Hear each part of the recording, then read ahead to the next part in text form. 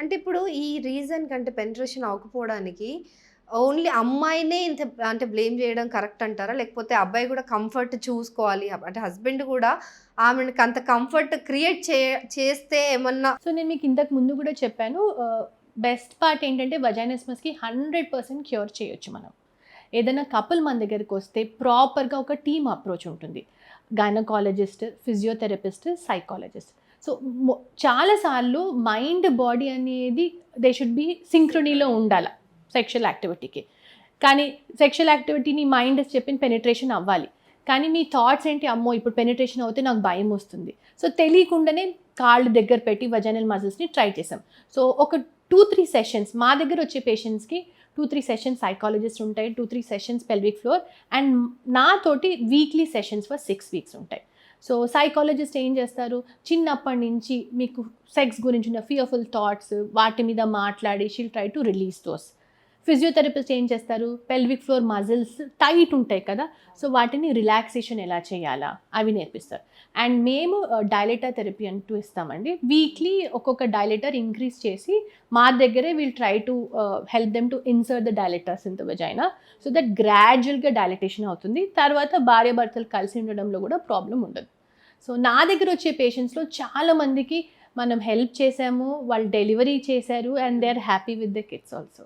So ఇలాంటి కొన్ని problems వచ్చినప్పుడు ఇంట్లో అంటే అట్లీస్ట్ అమ్మాయిలు కొంతమంది ఓపెన్ అప్ అయ్యే వాళ్ళు ఉంటారు. ఇంట్లో కొంతమంది సజెస్ట్ చేస్తారు, లైక్ కొన్ని కొన్ని హోమ్ రెమెడీస్ అని అంటారు కదా. సో అలాంటి హోమ్ రెమెడీస్ అలాంటివి ఏమైనా ట్రై చేస్తే నిజంగా కొంతమేర క్యూర్ అయ్యే ఛాన్సెస్ ఏమన్నా ఉన్నాయా? హోమ్ రెమెడీస్ అంటూ ఏం ఉండవు నాన్న, బట్ అట్లీస్ట్ ఒక థర్డ్ పర్సన్తో మాట్లాడితే చాలామంది నాకు వచ్చే పేషెంట్స్ ఎలా ఉంటారంటే, డాక్టర్ నాకు ఈ ప్రాబ్లం ఉండే, నాకు ఎవరిని కలవాలో అర్థం కాలే, కానీ నా ఫ్రెండ్ తోటో మా కజిన్తో మాట్లాడితే వాళ్ళు చెప్పారు లేదు దీనికి ట్రీట్మెంట్ ఉంది, మీరు ఈ డాక్టర్ దగ్గరికి వెళ్ళండి.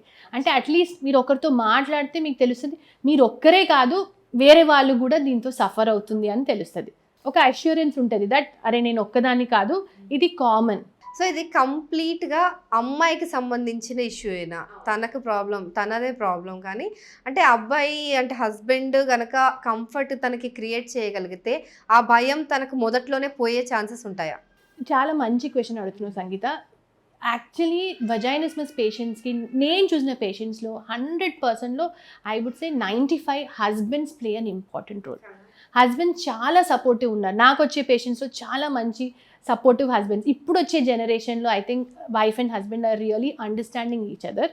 అండ్ ఎస్, హస్బెండ్ అనేది most of the time husband వైఫ్ని తీసుకొస్తారు అండ్ హస్బెండ్ వైఫ్కి చెప్తారు నువ్వు భయపడకు, నీకేం కాలేదు, this is a treatable condition. ఆ రీఅష్యూరెన్స్ అనేది హస్బెండ్ నుంచి వస్తే it makes lot of difference. వాళ్ళ ట్రీట్మెంట్లో కూడా ప్రతి సెషన్కి హస్బెండ్ వచ్చేవాళ్ళు, అండ్ మేము హస్బెండ్స్కి కూడా చెప్తాం వాట్ యూ కెన్ డూ, అంటే తను ఎక్సర్సైజెస్ చేసినప్పుడు పెల్విక్ ఫ్లోర్ రిలాక్సేషన్స్ ఎలా ఉంటాయి, so that he can also help. So దీనికి ఎక్సర్సైజెస్ కూడా సపరేట్గా ఉంటాయి. సో కంప్లీట్గా మీ దగ్గరకు వచ్చి కన్సల్ట్ అయిపోతే ఇలాంటి ప్రాబ్లమ్స్ ఏవి ఫేస్ చేయకుండా హ్యాపీగా వాళ్ళ ఫ్యామిలీ లైఫ్ని లీడ్ చేయొచ్చు అనమాట.